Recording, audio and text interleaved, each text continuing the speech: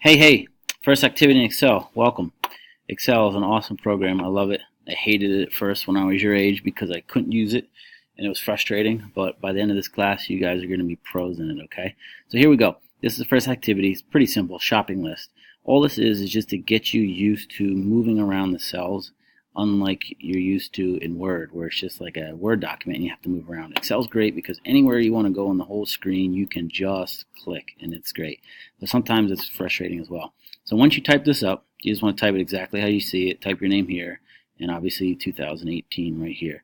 Okay, you want to make it look exactly like this, bolding, and put everything like this. All right, what you're going to do is just add these up, okay? So the price and the quantity, okay?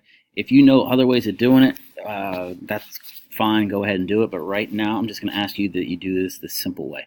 And in Excel, if you ever want to do math, okay, you must start with the equal sign, like this, okay?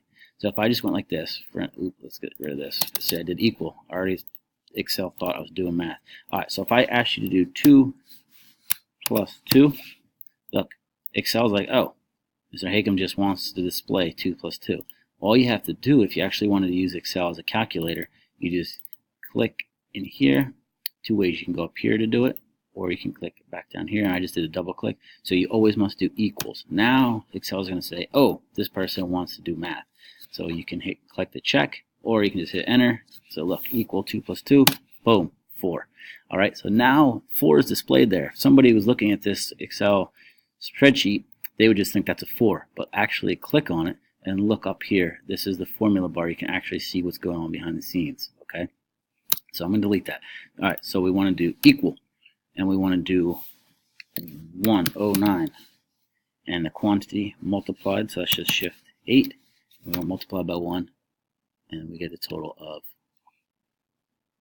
typo. Yeah, 109. All right, so the next one, American cheese. We have equal 4.99.